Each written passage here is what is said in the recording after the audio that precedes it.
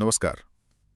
आज हम भारत के हजारों साल के इतिहास की एक गहरी यात्रा पर निकल रहे हैं। हाँ, और ये सफर किसी सीधी सड़क जैसा नहीं है। बिल्कुल, ये सिर्फ तारीखों और लड़ाइयों का लेखा जोखा नहीं होगा। आज हम एक बड़े सवाल का पीछा करने वाले हैं।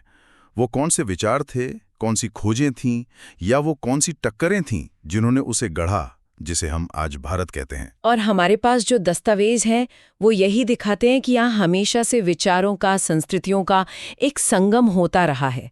टकराव भी हुए हैं और मिलाप भी। और शायद इसी उथल-पुथल से वो पहचान बनी है जिसे हम आज भारतीयता कहते हैं। तो चलिए कहानी के पहले अध्याय से शुरू करते हैं, सिंधु घाटी सभ्यता। हाँ, और जब हम इसके बारे में सोचते हैं तो दिमाग में क्या आता है? मोहरें, मिट्टी के बर्तन, यही सब है ना? बिल्कुल, लेकिन जो चीज असल में हैरान करती है वो है उनकी शहरी योजना। मतलब वो प्लानिंग। हजारों साल पहले कोई मॉडर्न टेक्नोलॉजी नहीं, फिर भी इतनी सटीक प्लानिंग। ये सिर्फ इंजीनियरिंग का कमाल नहीं है, नहीं, ये उस समाज की मानसिकता को दिखाता है। अच्छा, किस तरह से? देखिए, ऐसी व्यवस्था बनाने के लिए एक बेहद उन्नत सामाजिक संगठन चाहिए। वो सिर्फ रहने के लिए घर नहीं बना रहे थे, मतलब वो एक स्वस्थ, संगठित नागरिक जीवन की नींव रख रहे थे। हर घर में शौचालय, ढकी हुई नालियां। हाँ, इससे पता चलता है कि स्वच्छता और सार्वजनिक व्यवस्था को कितना महत्व दिया जाता था। एक तरह का सिविक प्राइड था, जो उस दौर में सच कहूं तो अविश्वसनीय लगता है। और फिर जब ये भौतिक सभ्यता धीरे धीरे खत्म हो रही थी, तब एक वैचारिक क्रांति जन्म ले रही थी, वैदिक युग। बिल्कुल, यहाँ शहरों की जगह ऋचाओं ने ले ली और ईंटों की जगह विचारों ने। और इसमें जिक्र आता है 4 वेदों का, ऋग्वेद, यजुर्वेद, सामवेद और अथर्ववेद। ये सिर्फ पूजा पाठ की किताबें तो नहीं थी, है ना? इनका असली मकसद क्या था? नहीं, बिल्कुल नहीं। वेद उस समय के ज्ञान का एक तरह से विश्वकोश है। उनमें ब्रह्मांड की उत्पत्ति से लेकर इंसान के कर्तव्यों, समाज के नियमों तक सब कुछ है। मतलब एक पूरा दार्शनिक ढांचा। हाँ, उन्होंने एक ऐसा दार्शनिक ढांचा तैयार किया जिसे हम भारत का सांस्कृतिक डीएनए कह सकते हैं। कर्म का सिद्धांत, आत्मा का विचार, प्रकृति से इंसान का रिश्ता, ये सारी अवधारणाएं यहीं से निकलती हैं। तो हमारे पास एक तरफ उन्नत शहर है, दूसरी तरफ गहरा दर्शन है, लेकिन ये सब एक राष्ट्र की शक्ल कैसे लेता है? मुझे लगता है इसका जवाब महाजनपदों के उदय में छुपा है। सही पकड़ा। स्रोत बताते हैं कि कैसे छोटे छोटे कबीले और जन मिलकर बड़े राज्यों में बदल रहे थे, जिन्हें महाजनपद कहा गया। और ये नाम ही बहुत कुछ कहता है। महा यानी महान, और जनपद यानी जहां लोगों ने अपने पैर रखे। एक बहुत बड़ा बदलाव था ये।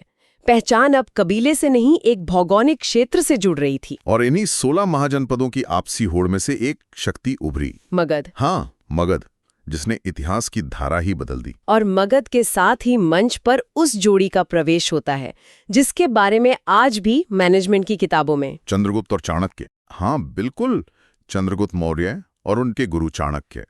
उन्होंने एक ऐसे साम्राज्य की नींव रखी जो ईरान की सीमाओं से लेकर दक्षिण भारत तक फैला था। ये सिर्फ तलवार के जोर पर तो मुमकिन नहीं हुआ होगा। नहीं, ये असल में प्रशासनिक कुशलता का कमाल था। मौर्य साम्राज्य भारत का पहला, कह सकते हैं, केंद्रीकृत राज्य था। चाणक्य के अर्थशास्त्र में इसका जिक्र मिलता है ना? हाँ, उससे पता चलता है कि उनके पास एक जटिल कर प्रणाली थी, एक विशाल जासूसी नेटवर्क और एक बहुत ही सक्षम नौकरशाही थी। उन्होंने पहली बार दिखाया कि इतनी बड़ी और विविध भूमि पर एक समान शासन कैसे लागू किया जा सकता है। उन्होंने एक साम्राज्य का हार्डवेयर तैयार किया। और अगर चंद्रगुप्त ने हार्डवेयर तैयार किया तो उनके पोते अशोक ने उसमें एक सॉफ्टवेयर डालने की कोशिश की। कलिंग का युद्ध, एक निर्णायक मोड़। हाँ, लेकिन यहाँ एक सवाल हमेशा उठता है, क्या कलिंग के बाद अशोक का हृदय परिवर्तन वाकई एक आध्यात्मिक जागरण था, या एक बिखरते साम्राज्य को एक नैतिक गोंद से जोड़ने की राजनीतिक चाल? ये एक बेहतरीन सवाल है, और इसका जवाब शायद हाँ और नहीं के बीच में कहीं है। इतिहास में जो महान हस्तियां होती हैं वो अक्सर जटिल होती हैं। तो दोनों बातें हो सकती हैं। बिल्कुल, इसमें कोई शक नहीं कि कलिंग के नरसंहार ने उन पर गहरा असर डाला होगा, लेकिन एक चतुर शासक के तौर पर वो ये भी समझ गए होंगे कि इतने बड़े साम्राज्य को सिर्फ सेना से नहीं चलाया जा सकता, इसलिए उन्होंने धम्म का रास्ता अपनाया। और उनका धम्म किसी एक धर्म का प्रचार नहीं था। नहीं, वो एक नैतिक कोड था। बड़ों का सम्मान, सभी जीवों के प्रति दया, धार्मिक सहिष्णुता। ये एक साम्राज्य को तलवार से नहीं बल्कि नैतिकता से जोड़ने की एक अनूठी और बहुत साहसी कोशिश थी। मौर्य साम्राज्य के बाद भारत में फिर से छोटे छोटे राज्य उभरे, लेकिन फिर एक ऐसा दौर आता है जिसे स्रोत भारत का स्वर्णिम युग कहते हैं, गुप्त राजवंश। हाँ, और जब हम इस युग के बारे में पढ़ते हैं तो उपलब्धियों की एक लंबी सूची मिलती है। शून्य का आविष्कार, दशमलव प्रणाली, आर्यभट्ट का खगोल विज्ञान, कालिदास का साहित्य, ये सिर्फ गणित की बात नहीं है। शून्य और दशमलव के बिना आज की पूरी डिजिटल दुनिया, हमारे फोन, कंप्यूटर, ये सब संभव ही नहीं होते। सही बात है। और स्वर्णिम युग का मतलब सिर्फ आर्थिक समृद्धि नहीं होता। ये एक ऐसा दौर होता है जब समाज में शांति और स्थिरता हो, ताकि लोग अपना ध्यान ज्ञान और कला की ओर लगा सकें। मतलब माहौल सही था। बिल्कुल। गुप्त शासकों ने एक ऐसा माहौल बनाया जहां वैज्ञानिकों, गणितज्ञों, लेखकों, कलाकारों सबको संरक्षण मिला। उन्होंने ज्ञान की जो मशाल जलाई, उसकी रोशनी सिर्फ भारत में नहीं बल्कि अरब और यूरोप तक पहुंची। गुप्त साम्राज्य के बाद का जो दौर है, मध्यकाल, उसे अक्सर कुछ लड़ाइयों और राजवंशों के नामों में समेट दिया जाता है। चोल, राजपूत, दिल्ली सल्तनत, मुगल। जबकि असल में यहाँ आधुनिक भारत की नींव रखी जा रही थी। ये संस्कृतियों के महामंथन का दौर था। एक तरफ दक्षिण में चोल अपनी नौसेना के दम पर दक्षिण पूर्व एशिया तक व्यापार कर रहे थे। फिर मुगलों के आने से मध्य एशिया की एक नई संस्कृति का प्रवेश हुआ। शुरू में टकराव हुआ, लेकिन धीरे धीरे एक मिली जुली तहजीब पनपने लगी। गंगा जमुनी तहजीब। हाँ, बिल्कुल। और इसके उदाहरण तो आज भी हमारी चारों तरफ हैं, है ना? हर जगह। वास्तुकला को देखिए, मंदिरों के शिखर के साथ मस्जिदों के गुंबद घुल मिल गए। भाषा को देखिए, फारसी, अरबी और स्थानीय भाषाओं के मेल से उर्दू जैसी एक नई खूबसूरत जबान पैदा हुई। संगीत, खान पान, हर चीज में ये संगम दिखता है। तो एक तरह से भारतीय सभ्यता की खासियत भारी प्रभावों को जज्ब कर लेना रही है। हाँ, उन्हें खत्म करना नहीं बल्कि उन्हें अपने अंदर जज्ब करके कुछ नया और अनूठा बना देना। और इस सांस्कृतिक संगम के बाद एक ऐसा दौर आया जिसने शायद भारत को सबसे ज्यादा बदला, ब्रिटिश शासन। ये दौर विरोधाभासों से भरा है। बहुत ज्यादा। एक तरफ अंग्रेजों ने रेलवे, डाकतार, एक समान कानून व्यवस्था, इन सब के जरिए भारत को प्रशासनिक रूप से एक किया, लेकिन दूसरी तरफ उन्होंने यहाँ की अर्थव्यवस्था को तबाह कर दिया। ये बात बहुत जरूरी है। अंग्रेजों ने अनजाने में वो काम कर दिया जो उनसे पहले कोई नहीं कर पाया था।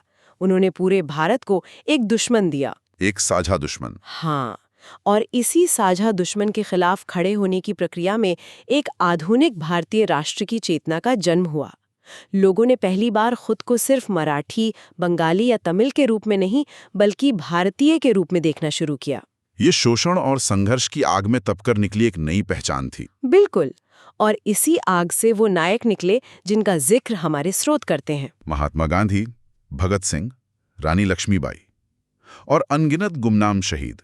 लेकिन स्वतंत्रता संग्राम सिर्फ एक राजनीतिक लड़ाई नहीं थी, है ना? ऐसा लगता है कि ये अपनी आत्मा को फिर से खोजने की एक कोशिश भी थी। पूछ रहे थे कि आजाद भारत कैसा दिखेगा?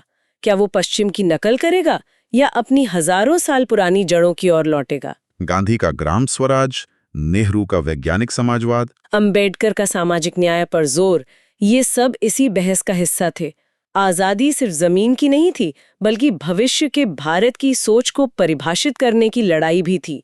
और 1947 में जब आजादी मिली तो ये इस लंबी यात्रा का एक पड़ाव था, अंत नहीं। तो सिंधु घाटी के योजनाबद्ध शहरों से लेकर 1947 के तिरंगे तक ये सफर किसी सीधी रेखा में नहीं चला।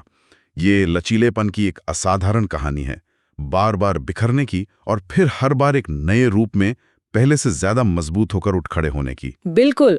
और स्रोत के अंत में एक बहुत गहरी बात कही गई है, इतिहास सिर्फ बीता हुआ कल नहीं होता बल्कि आने वाले कल का आईना होता है। मतलब हम अपने अतीत से सीखकर भविष्य को बेहतर बना सकते हैं। हाँ, यह आईना हमें दिखाता है कि भारत की सबसे बड़ी ताकत हमेशा इसकी विविधता को पचा लेने की क्षमता रही है।